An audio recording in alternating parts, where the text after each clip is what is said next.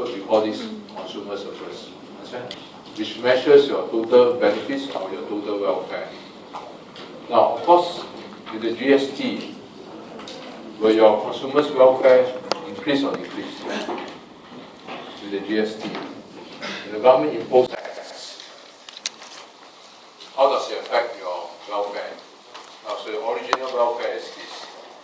Well, with the imposition of the GST tax, of course, the first thing we know, price go up. You agree? Should go up by 7%. Before the GST, when you buy $1, a bottle of water for $1, you only just pay $1. Now you have to pay 1.07 to the tax. So effectively, the GST increased the price of the goods. They say from P0 to here. Now, what's the price increase to here?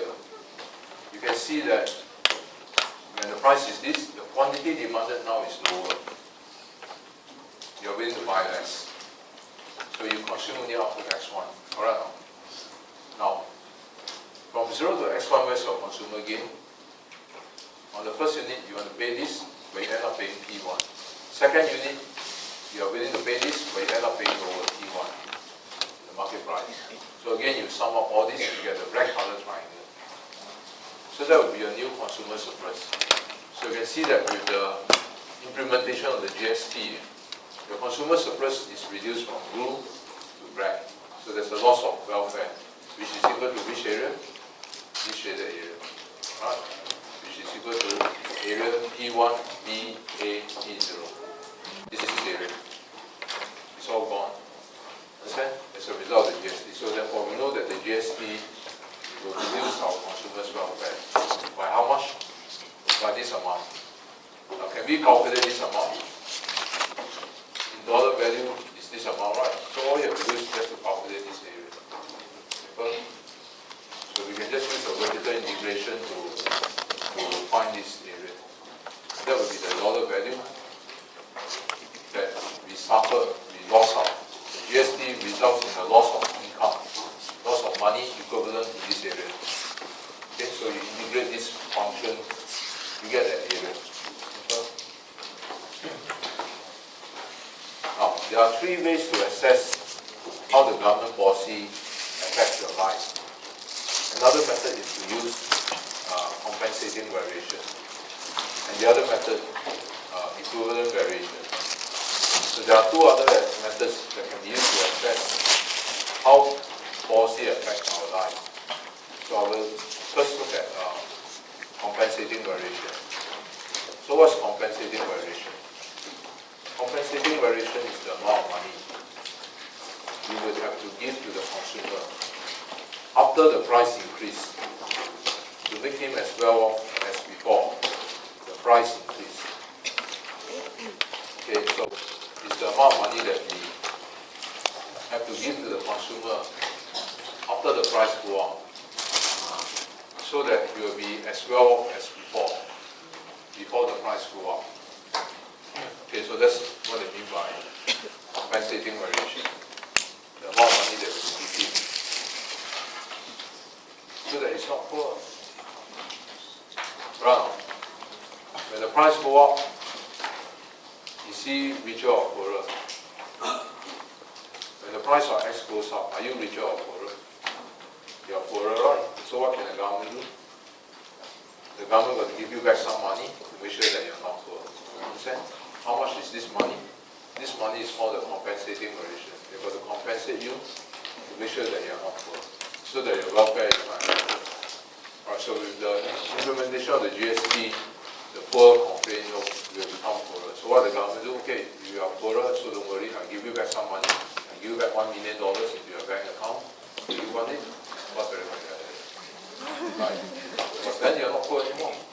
So that's called the compensating variation. It's the amount of money that will restore you back to your original welfare. Now,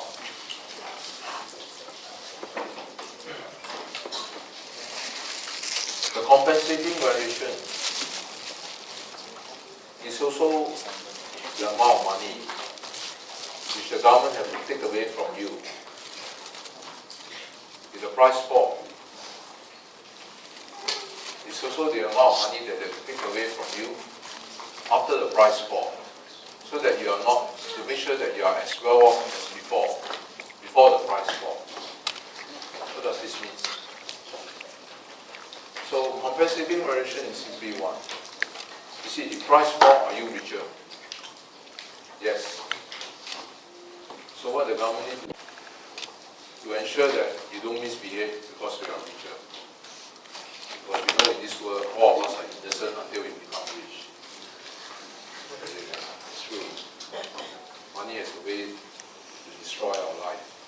That's why if you believe in certain things, you can never get rich. They will never let you get rich. Because money is an instrument to make sure that you misbehave once you are rich. Alright, so the government feels that, okay, when the price falls, all of you are richer, right? How to ensure that you are not rich? To restore you back to your original welfare, take away the money from you. Alright, so the price falls by 10%, all of us are suddenly richer. You got 10% more income to spend, and you don't know what to do. So, to make sure that you are not rich, instead of compensating you, that's called what? Decompensate. Take away your income to restore you back to what? Your original welfare. So therefore, in simple English, compensating variation is the amount of money to bring you back to what? The same welfare. Understand? Not to make you richer, not to make you poorer. If you become richer, you have to take away some money from you to restore you back to this. If you become poorer, we have to give you some money to restore you back to this. It's the amount of money that's always to ensure that you get back the same welfare. Okay? So the question now is always people ask to give or take. To give or take use concept.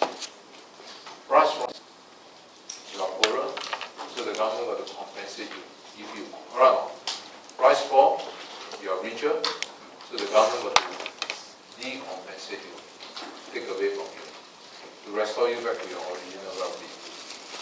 Okay, any question? Now, suppose the price of X increase. What will happen? The price of X increase.